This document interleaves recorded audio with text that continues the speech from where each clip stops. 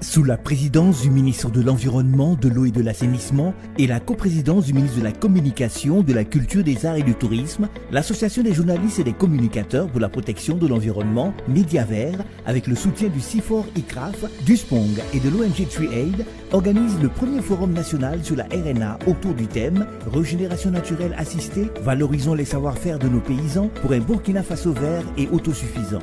Les 29 et 30 avril 2025 au Centre national Cardinal Paul Zungrana de Ouagadougou, venez rencontrer experts, journalistes, communicateurs et spécialistes de la RNA pour des panels de haut niveau sur cette pratique endogène de restauration des sols. Forum national sur la RNA, agissons ensemble pour un avenir plus vert et durable.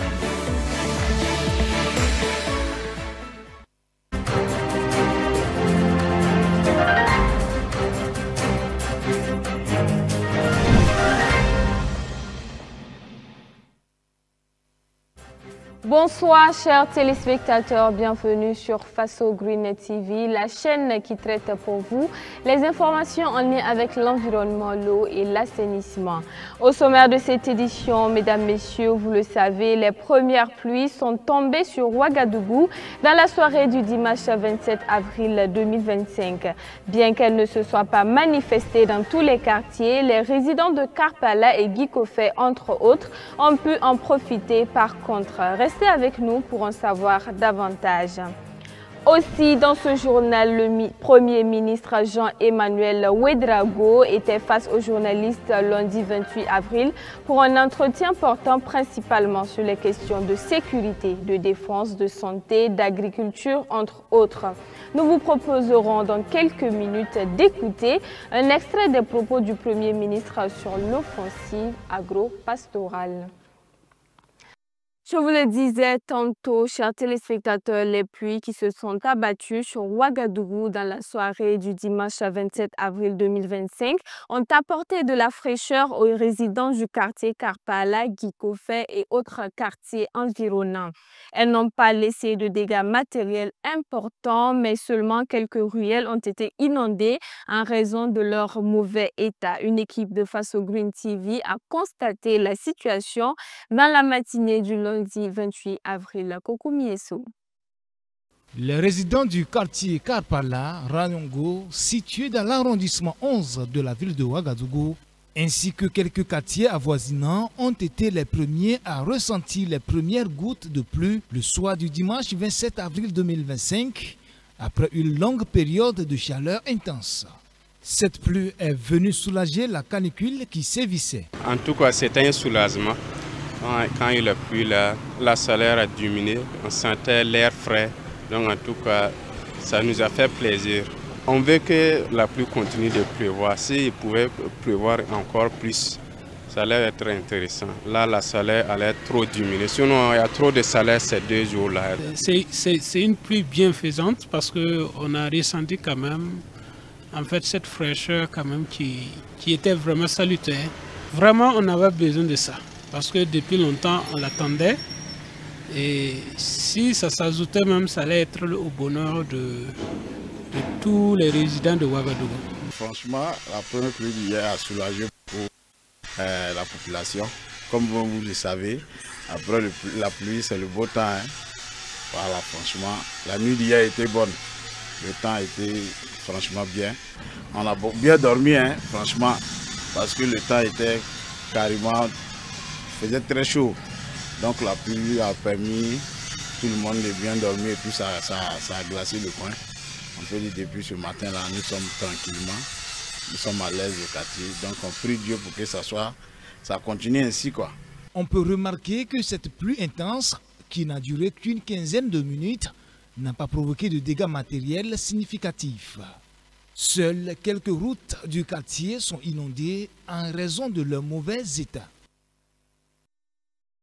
Le Premier ministre Rimtalba Jean-Emmanuel Ouédraogo a accordé ce lundi 28 avril 2025 un entretien aux journalistes pour répondre à des questions dans divers domaines. Bien qu'une grande partie de l'oral a concerné le volet politique, le ministre s'est également prononcé sur la question de la sécurité alimentaire, notamment sur l'offensive agro-pastorale et halieutique lancée par le gouvernement pour la période 2023-2025. Étant dans la dernière année du processus, le Premier ministre évoque les résultats tangibles de cette offensive. Suivez. Ce n'est pas normal que 65 ans après l'indépendance, le Burkina Faso, malgré les ressources, malgré le fait qu'on sait que le peuple burkinabé est un peuple travailleur, continue aujourd'hui de tendre la main pour manger. C'est une question de dignité. Et je pense aujourd'hui que notre génération doit le ressentir comme une honte de tendre la main pour manger. C'est ce qui a justifié donc le lancement de cette offensive agro-pastorale et halieutique, mais aussi de l'initiative présidentielle pour la sécurité alimentaire. Et comme vous l'avez constaté, il y a eu beaucoup de choses qui ont été faites.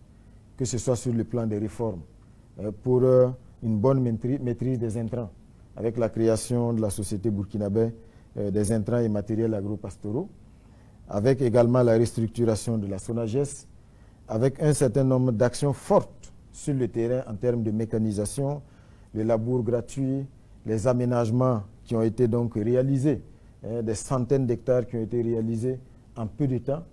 Et tout cela a déjà produit des résultats. Je pense que la dernière campagne, en termes de production céréalière, c'est plus de 6 millions de tonnes de céréales qui ont été produites. Et pour dire que les impacts sont déjà perceptibles. Ça, c'est pour ne citer que les céréales. Mais il y a les autres secteurs, que ce soit le secteur halieutique, parce que là également l'objectif de l'offensive agro-pastorale et halieutique, c'est de pouvoir très vite atteindre une production de moins 100 000 tonnes de poissons par an, ce qui correspondrait à peu près la moitié des besoins de consommation nationale. Aujourd'hui, nous sommes à peu près à 30 000. C'est pour vous dire un peu l'effort que nous sommes prêts donc, et que nous avons engagé pour pouvoir atteindre le plus rapidement possible au moins la moitié donc, des besoins de consommation interne. Au-delà de cela, il y a aussi de vastes opérations qui ont été menées dans le domaine animalier, avec de vastes campagnes de vaccination pratiquement inédites. Et une campagne largement subventionnée, il y a eu des vaccinations même gratuites. Et il y a eu également des vaccins qui ont été donc faits à des coûts très, très réduits. Nous sommes convaincus d'une chose, résoudre le problème de la faim, c'est résoudre beaucoup d'autres défis. On poursuit ce journal toujours avec les propos du Premier ministre, mais cette fois-ci, il s'agit des réponses données sur les questions de ressources en eau. Le Premier ministre s'est prononcé sur la remise en service de l'OMBA par le ministère de l'Agriculture, des Ressources animales et halieutiques. L'OMBA a pour mission le curetage des retenues d'eau et surtout la réhabilitation de bon nombre d'ouvrages hydrauliques. Jean-Emmanuel Ouedraogo assure que tout sera mis en œuvre pour une qualité optimale.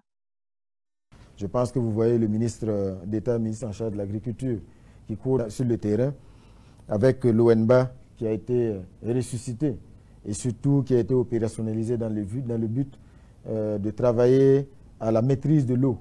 Parce qu'il est illusoire de penser qu'on peut régler la question de l'insécurité alimentaire sans résoudre la question de la maîtrise de l'eau. L'ONBA est sur le terrain, il y a déjà quelques chantiers qui ont été lancés. Eredougou, Boulouré dans le centre-ouest, Boulbi ici à côté de Ouagadougou, Diaradougou dans l'ouest. Et il y a d'autres chantiers comme ça qui vont être lancés parce que l'ONBA a vocation le plus rapidement possible à faire en sorte que nous améliorons donc, la maîtrise de l'eau pour ne pas juste nous contenter de la saison des pluies, mais pouvoir donc avoir plusieurs cycles de production dans les régions, ce qui pourrait garantir donc une augmentation significative des quantités produites et qui vont aussi nourrir bien sûr les unités de transformation pour avoir de la plus-value, mais aussi que les Burkinabés puissent consommer ce qui est produit ici, c'est plus sain et surtout ça permet de mieux structurer les filières, de créer des emplois et de créer des richesses. Forum national sur la RNA, ce colloque organisé par Média Vert en collaboration avec le SPONG, le CIFOR ISRAF et l'ONG TrueAid a pour objectif de sensibiliser les décideurs politiques, les journalistes et les communicateurs sur le rôle crucial des arbres dans les champs. Ouvert du 29 au 30 avril 2025, les participants vont discuter des défis liés à la vulgarisation et à l'adoption de la régénération naturelle assistée RNA au Burkina Faso et dans la région du Sahel. Kokou Mieso vous donne plus de précisions. Média Vert déroule son tapis à la thématique de la régénérescence naturelle assistée, valorisant les savoir-faire locaux pour un Burkina Faso vert et autosuffisant. Et c'est parti pour la première édition du Forum national sur la régénérescence naturelle assistée. Durant 2 jours, les journalistes, les communicateurs, les experts et les praticiens vont réfléchir sur la problématique de la vulgarisation et de l'adoption de la régénérescence naturelle assistée au Burkina Faso et dans le Sahel. On a voulu vraiment que la notion de la RNA soit dans l'esprit des Burkinabés, parce qu'on a constaté que c'est une pratique qui n'est pas très bien connue. Si vous prenez le cas du Mali et surtout du Niger, la RNA est beaucoup plus connue. Mais au Burkina Faso, quand on rentre en ville, dans la rue, si on pose la question la RNA c'est quoi, personne ne peut vous expliquer ce que c'est, sauf les experts. Et c'est pour cela qu'on a estimé que c'est bon d'organiser un événementiel, permettre à tout le monde de venir, écouter les experts, les explications, et puis bon, au retour, voir comment est-ce qu'on peut rendre ça utile pour la société. Le territoire burkinabé fait actuellement face aux défis du changement climatique, de la dégradation des sols et de la désertification, ce qui entraîne une famine nécessitant une assistance immédiate. Selon les organisateurs de ce forum, la régénérescence naturelle assistée est une pratique d'agroforesterie visant à soutenir la repousse naturelle des arbres dans le champ, ce qui permettrait de restaurer les sols et de lutter contre les effets du changement climatique. La RNA, on assiste la nature. Les plants qui sont poussés et on les assiste pour qu'ils croissent mieux. Parce que quand on ne les assiste pas, vous avez la dent de la chèvre qui passe. Je ne veux pas me faire des amis du côté de l'élevage. Vous avez le feu et nous avons 8 mois secs. Donc c'est en cela que assister ces jeunes plants-là pour qu'ils puissent pousser, permettre de booster leur croissance. Et comme ils sont déjà établis à l'endroit où on les a trouvés, qui ont poussé, leur croissance est beaucoup plus importante qu'un individu issu de la plantation. Donc c'est une technique de reverdissement qui ne remplace pas la plantation, mais qui la complémente assez bien. Ce forum, organisé par l'Association des journalistes pour la protection de l'environnement Média Vert, en collaboration avec le secrétariat permanent des organisations non gouvernementales SPONG, le Centre de recherche forestière international et le Centre international de recherche en agroforesterie CIFOR ICRAF, ainsi que l'ONG TrueAid, a été bien accueilli par le ministère en charge de l'environnement qui attache du prix à ce forum. Nous saluons la tenue de ce forum qui est une tribune appropriée pour discuter des questions de reforestation, des questions de préservation de l'environnement de façon générale.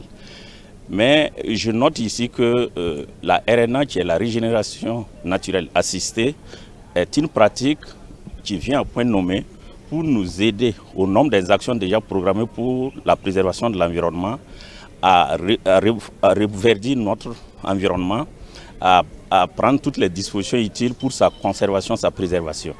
Du 29 au 30 avril 2025, plusieurs activités auront lieu lors de cette rencontre, notamment 5 panels et une communication inaugurale portant sur la pratique, l'adoption et le financement de la régénérescence naturelle assistée RNA, ainsi qu'une réflexion sur la RNA dans le Sahel, les défis et les opportunités pour un Sahel vert et prospère.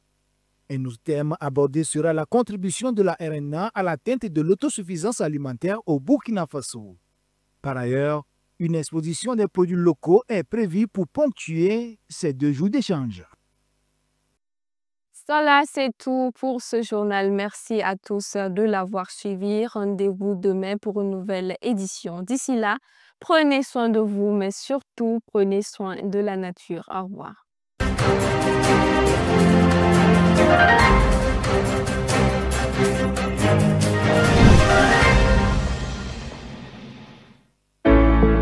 Sous la présidence du ministre de l'Environnement, de l'Eau et de l'Assainissement et la coprésidence du ministre de la Communication, de la Culture, des Arts et du Tourisme, l'Association des journalistes et des communicateurs pour la protection de l'environnement, Média Vert, avec le soutien du CIFOR ICRAF, du SPONG et de l'ONG TreeAid, organise le premier forum national sur la RNA autour du thème « Régénération naturelle assistée, valorisons les savoir-faire de nos paysans pour un Burkina Faso vert et autosuffisant ».